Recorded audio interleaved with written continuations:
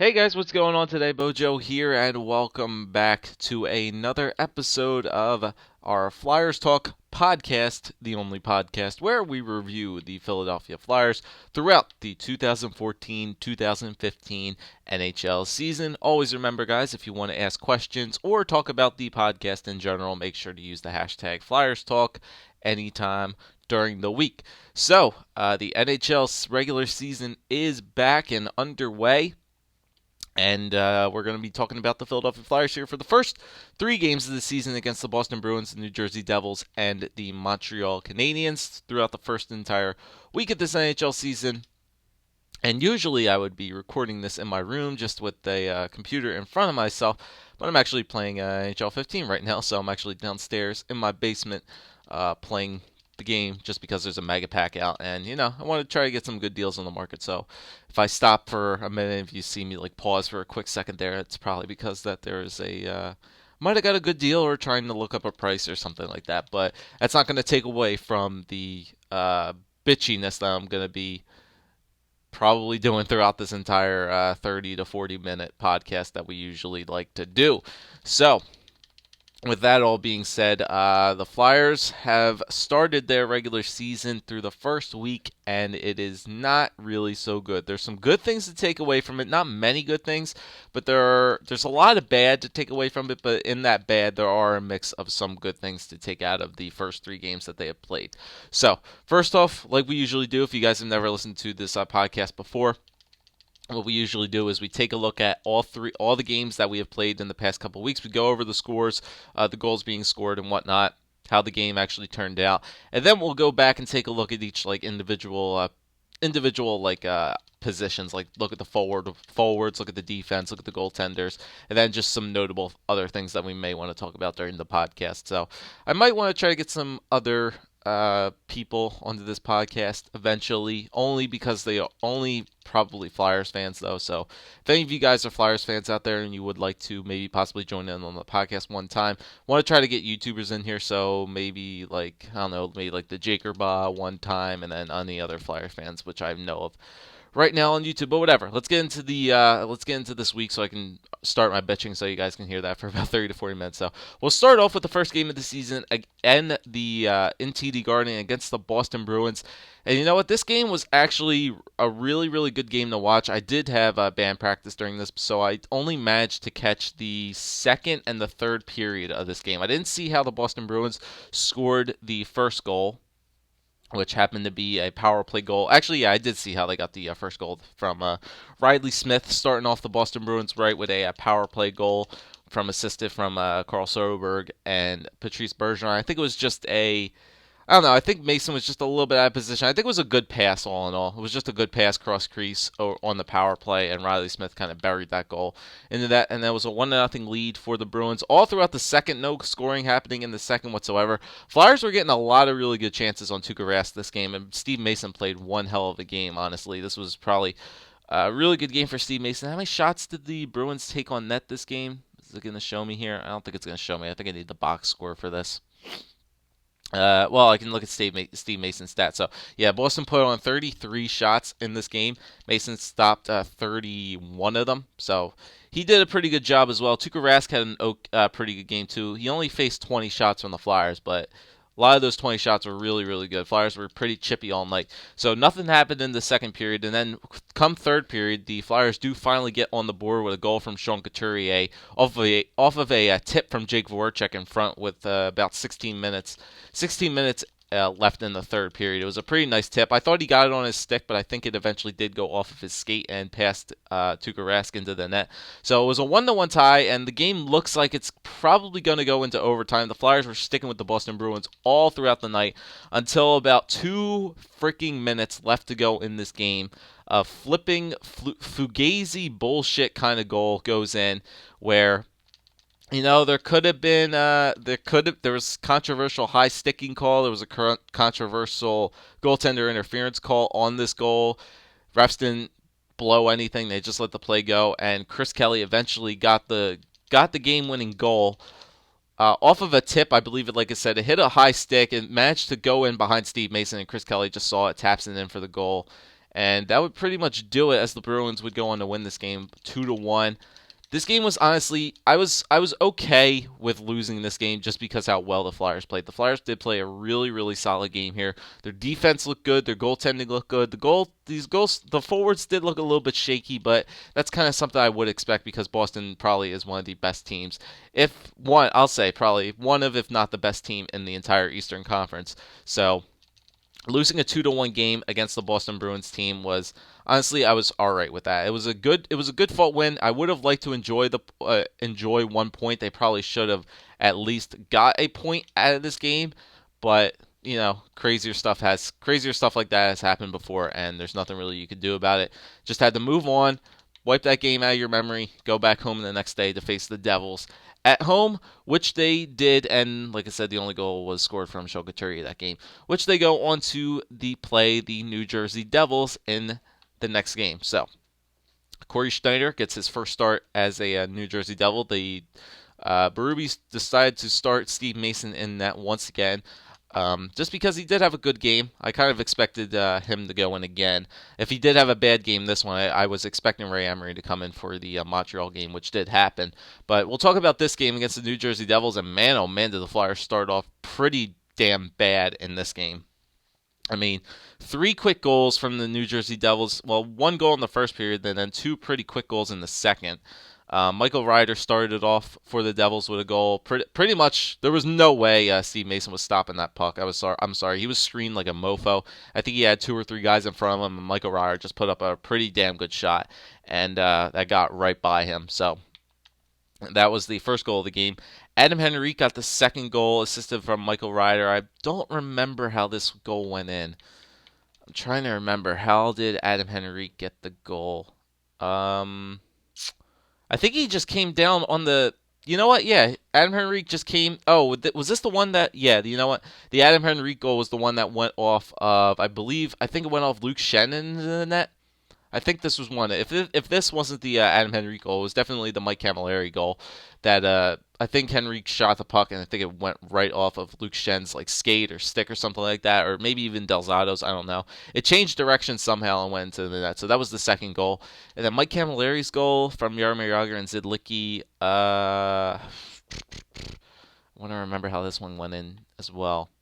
I think Jagr just basically pushed hard to the net and got it to Camilleri, who scored. So it wasn't looking good for the Flyers really, really early on. 3-0 down to the Devils, a team that's is not accustomed to giving up that many shots. So it would be kind of a tough game. But this Devils team did not play like that usual Devils team that we are all really accustomed to seeing. The hard forechecks. The really hard forechecks, the good defensive team, not letting up many shots. The good, like I said, a lot of just pushing into the offensive zone and working the puck around. But this Devils team just looked a little bit different tonight. They were a lot slower. They really didn't push up that much, and it was kind of weird to see that the Flyers were struggling a bit against this team, and I just missed a Jay Bouwmeester for 8.8K, so we'll move on with that. But the Flyers quickly stormed back. The Devils were taking a lot of penalties in this game. The refs were definitely on the Flyers side. They take a penalty. Claude Giroux gets his first game, so it doesn't take Claude Giroux 18 or 15 games this year to get his first goal. He gets in game number 2, gets on a power play goal from a nice pass from Mark Streit. Honestly, it wasn't even a good goal. It was a nice shot, but Corey Schneider definitely should have had the puck. It wasn't that hard of a shot that he got in there. So they're on the board 1-1. And then dying seconds of the third period, with about a minute left to go, Wayne Simmonds gets a goal assisted from Matt Reed and Andrew McDonald onto the board. So he gets that in there to make it a 1-goal game. And then literally 56 seconds after that, the Devils take another penalty at the end of the period. Power play looked like it was going to carry into the third period, but the Flyers had an offensive zone faceoff 3 seconds left in the period, and Vinny Lecavalier wins the faceoff, pushes the puck all off to around the back of the net, and kind of dished it out in front. And Wayne Simmonds got his stick on it and goes the 5-hole on Corey Schneider, what I believe. .3 or .5 seconds still left on the clock, and I was going nuts. Like, this was amazing. Wayne Simmonds was absolutely on point tonight. Gets the goal to tie it up at 3 going into the third period. So the Flyers have life. It's a whole new kind of ball game now. Tied up at 3 going into the third period, and let's see if I can grab this up. No, missed that. All right, missed the Steam for 2K. Awesome. Yeah, whatever. Gonna miss some good deals talking about this, but whatever. All right, so it's a new hockey game going into the third period. Patrick Elias gets a goal about 4:16 into the third period. Once again, just another basic shot that Steve Mason should have had. Actually, no, this one he shouldn't have had. I think this was another one of those like weird goals. The Devils got a lot of weird kind of fluky goals in this game. Nothing we really could have done about it, but that one goes in. But shortly after that, 16 seconds or 15 seconds right after Patrick Elias scored, Flyers win the faceoff. Vinny LeCavalier just goes straight down into the offensive zone, snipper past Corey Schneider, assisted by Wayne Simmonds. So Wayne has 3 points so far tonight. Flyers tie it back up at 4. And once again, the Flyers are just fighting back in this game. And then the one goal that I believe Steve Mason should have had in this game that he shouldn't have let up was the goal from Dinas Zubris. Of all people, Dinas Zubris just takes a shot on net. It was a pretty bad shot that Steve Mason definitely should have had. Out of all the goals that were scored that night, that was one of the goals that Steve Mason probably should have had. There was no blocking, there was no screen, there was nothing in there. It didn't tip off anybody. It was just a basic shot that Steve Mason just, I think he just misplayed it a little bit, and it went on his low glove, I believe. Didn't get the glove down all the way. That goes into the net. 5-4 lead for the Devils. They would tackle in an empty netter from Mike Camilleri, and the Devils would go on to win this game 6-4. Over the Philadelphia Flyers on opening night. So, not the greatest game there. A couple bad goals led up there. Maybe that goal from Dinas Zubris shouldn't have went in. The Flyers were fighting back this entire night, but the defense really just couldn't help them out and bail them out in certain situations. And now, if we want to talk about bad defense, we'll go on to this game against the Montreal Canadiens. So we know the Canadiens are a good team. They're 0-2 to start the year coming into this game. Flyers are rocking the Winter Classic jerseys, which are their new third alternate jerseys this year, which is I'm pretty happy about that. I'd like to see those jerseys. They're really freaking nice jerseys. So the Flyers start off this game really well. So after the past 2 games, Steve Mason definitely was not getting the start tonight. Anybody could have told you that he was not going to start tonight. All the people blaming Steve Mason for those 6 goals against the New Jersey Devils. Those are what we call the bandwagon fans, so they jump off the bandwagon right away. So this game started off really well. First period, the Flyers got onto the board relatively early. No, not relatively early. Relatively late. Yeah, they get the goal relatively late into this game. Just missed another Steen for 2.2. Jesus Christ. I should pay attention to this as well. I could do 2 things at once. Come on, Joe, multitask. So, the Flyers get onto the board pretty late in the first period off of a goal from Michael Raffl, which was a really good play by Claude Giroux and Jacob Voracek, honestly. Flyers had the puck into their the Montreal zone. They tried to clear it out. I believe Jake Voracek stopped it from going out, pushed it up to Claude Giroux, and found Michael Raffl right into the center of the ice. Had a clean look. He only had maybe one defender on him. Just did one little just nice move. Goes to a backhand, and I think it went either glove side or 5-hole on Carey Price, and that went into the net. So it was a nice looking goal from Michael Raffl to get onto the board. So 1-0 lead for the Flyers after that. And ensuing faceoff, even as they're still announcing that goal from Michael Raffl, Wayne Simmonds comes down the freaking wing and absolutely snipes the living shit out of Carey Price. This was a nasty-ass goal from Wayne Simmonds. Just came out there, cut right into the middle, almost just ever so slightly cut into the middle off of the wing. Snipper glove side on Carey Price. It was a nice-ass goal. 2-0, just like that. A couple seconds after that, I think it was, 18 seconds apart from that, Wayne Simmonds gets on the board for his 3rd freaking goal of the year. Guy's an absolute monster. Starting off into the second period now, this is when I actually had a band show that night, so I didn't watch all the second period, but I did watch the goal that Wayne Simmonds scored. Flyers won the power play, and it was just a nice looking pass from Vinny Lecavalier over to Wayne Simmonds.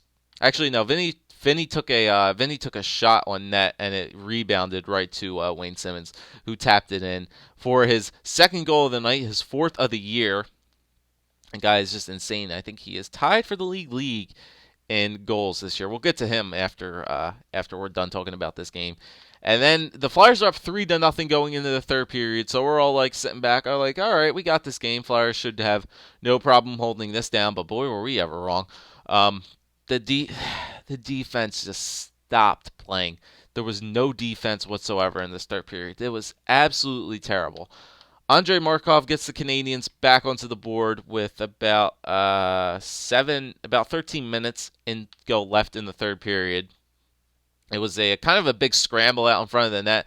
Canadiens were pretty much threatening there. They had a pretty big scramble in the net. Emery had an amazing game this game, but the puck just kind of caromed all the way back to Andrei Markov. He was pretty much the only one at the point. Takes the shot on net, and it does find its way into the net because Emery was screened like a mofo. I think like every single player except for like two of the Montreal Canadiens defensemen out there were in front of Ray Emery there, and there was no way he was saving that. So I was like, all right, they can get one back. It's not that big of a deal. So they get that one goal there from Andrei Markov.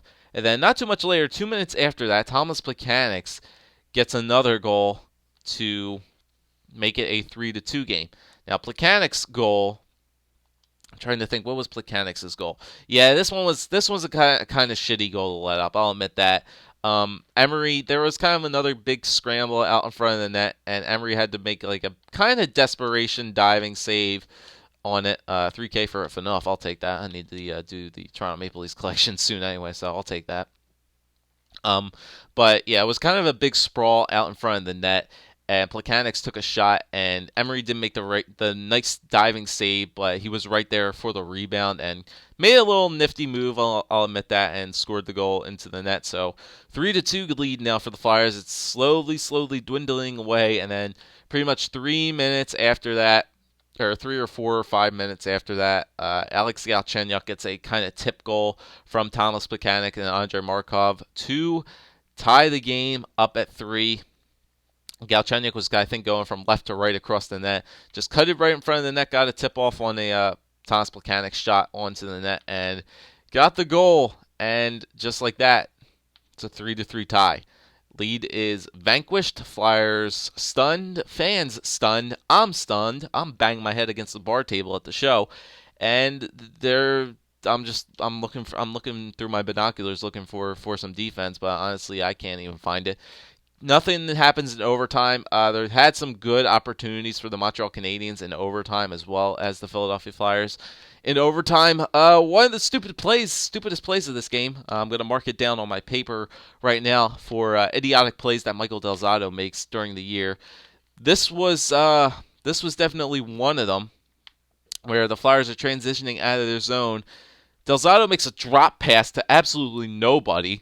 Thinks somebody's behind him, but I think the other defenseman or forward on that line was coming up the other wing, and he makes a drop pass at the blue line. Nobody's freaking there, and it leads to a breakaway for, I forget who got the breakaway. I think it was Plekanec. I want to say it was either Plekanec or Parenteau who had that. And, he made a really, really nice move, but Emery makes the glove save on it, which was a really, really nice save to hold the Flyers off to at least a shootout. And then come the shootout, honestly, I hate shootouts anyway, but this was an abysmal shootout for the Philadelphia Flyers. You kind of have to make moves in a shootout to be the goaltender. Whether it was Vinny Lecavalier, whether it was Claude Giroux, whether it was Sean Couturier, or whether it was Matt Reed, I don't know what they're thinking in their mind, but there's no way you're going to snipe a puck on a shootout against Carey Price. You have to make a move on him to get that puck to go past him.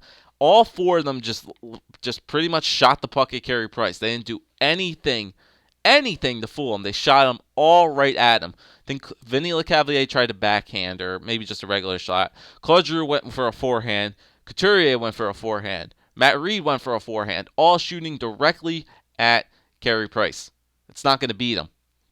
And then Galchenyuk, Desharnais, and Brendan Gallagher all missed it against Ray Emery.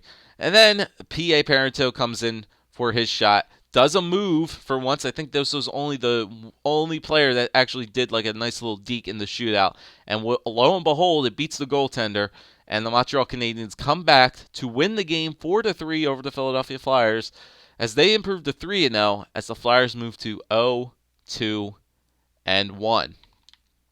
All right. So, like I said, Ray Emery definitely deserved that win there. There was no reason for him to lose that game. The Flyers defense just absolutely collapsed.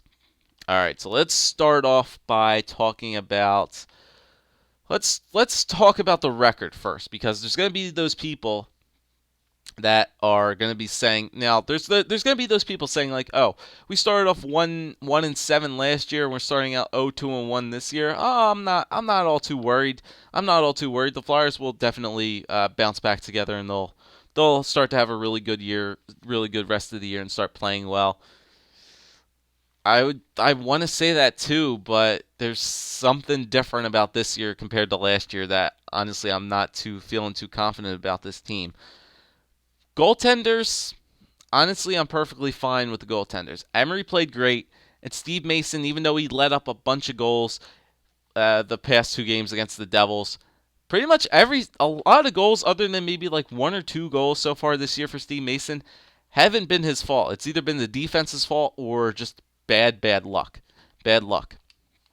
Whether it's that, I have no problem with the goaltenders.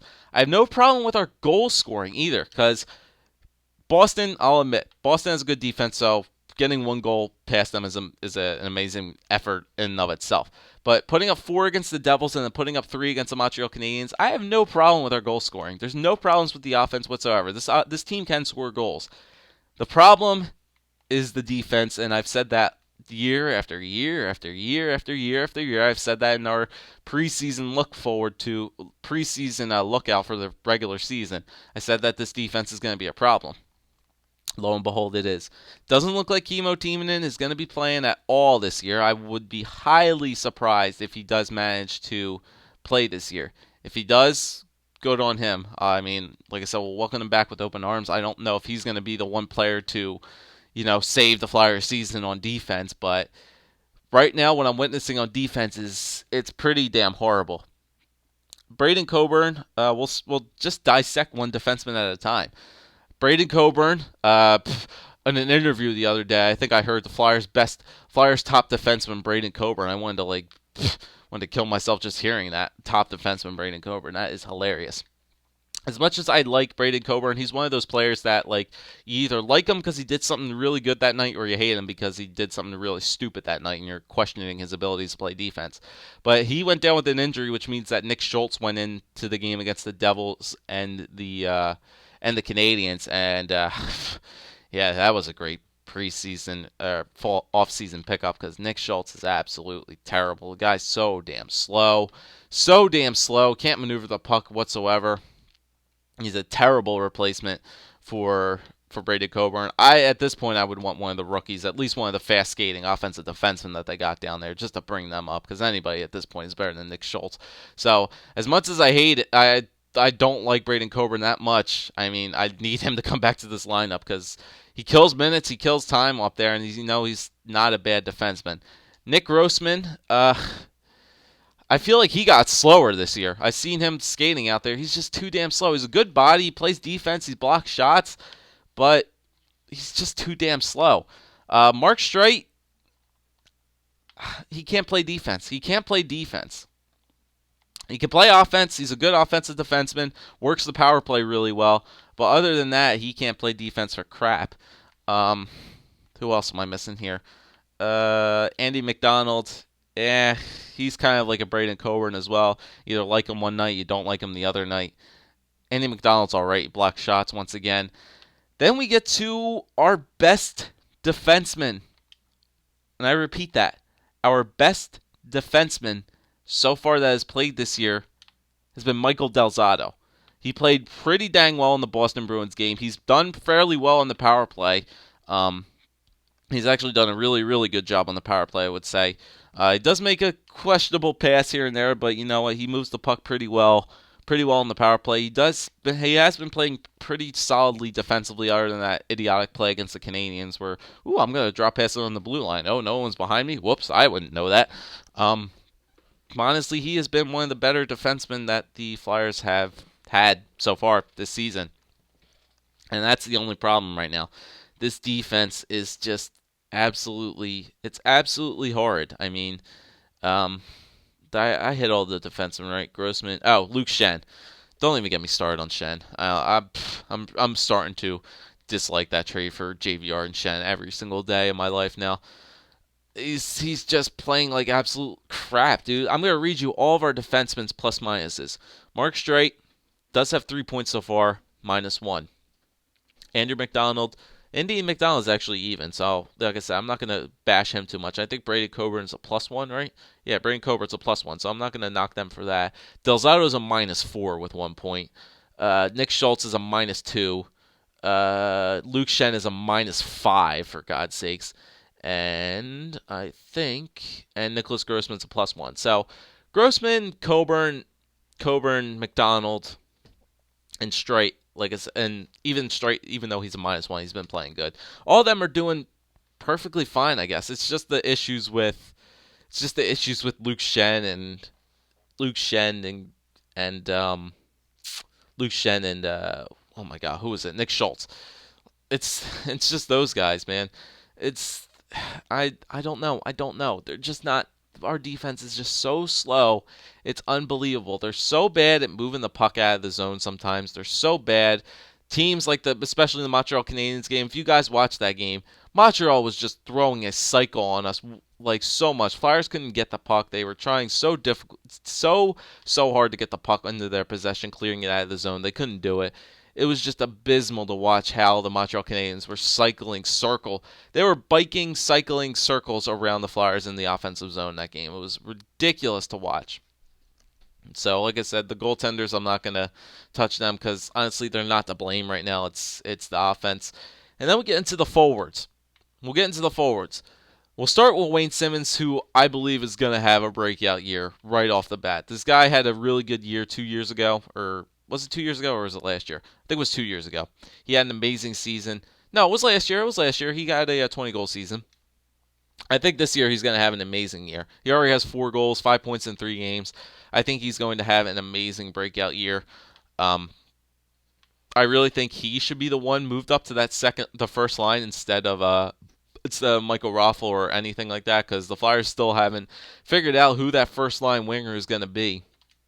Honestly, they need to trade for somebody because they just don't have that guy right now. I don't think Michael Raffl's the guy. I don't think Brayden Schenn is the guy from what I'm seeing so far in the first 3 games of the season.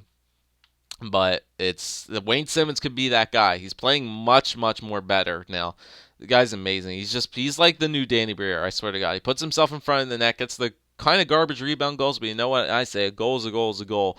Let it go. He has 4 goals this year so far. He's tied for the league in goals, I believe. And you know what? He's a monster right now. He's playing really good. Just have to feed him that puck. Vinny is actually playing not too bad. Vinny has 3 points in 3 games. I think he's playing, what is he? Is he second line now? I want to say he's second line. No. Is he second line? Why do I think he's second line? What's the first line? Giroux, Voracek, Schenn, and then I think it's Lecavalier, Couturier, and Reed? I think that's right. Then third line it's Umberger, Reed, and Couturier. Yeah, it's Umberger, Reed, and Couturier. So then it's Vinny. I think it's Vinny Simmonds and Raffl? Maybe? I want to say that. Yeah, I think that is. Yeah, that makes sense. It makes sense to me. I think it's Giroux for it's supposed to be Giroux, Voracek, and Schenn, and then I think it's Vinny, Simmonds, and Raffl, and then Umberger, Reed, and Couturier, and then Atkinson, Ronaldo, and Bellemare. So I think that's what it is so far. He's got 3 points. He's got 3 points in 3 games again. Giroux's a -5 for God's sakes. He's just out there on the wrong times, I guess. But honestly, I have no problems with the way Giroux's playing right now. He just needs to shoot the puck more. For God's sakes, he's trying to make a pass too many. That's one problem with Giroux. He always wants to make the one. He wants to make the perfect pass.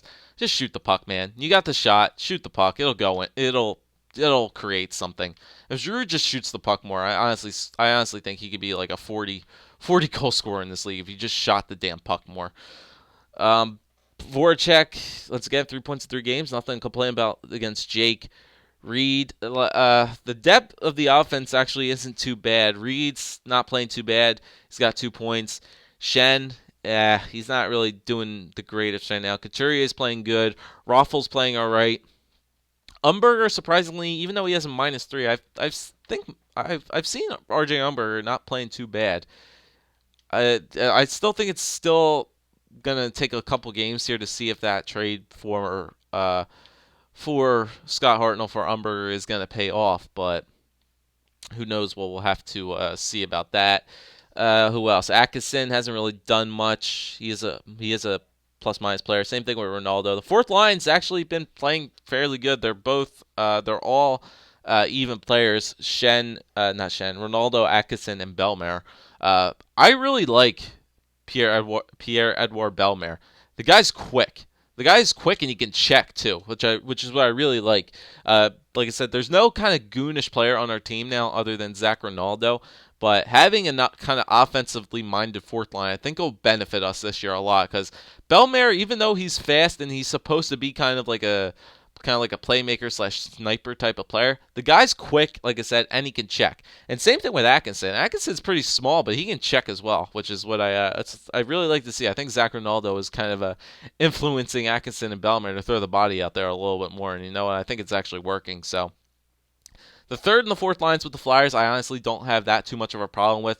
The second line, Vinny looks like he's gonna have a much better year since he's gonna be playing second line. Simmonds looks like he's gonna have an amazing year.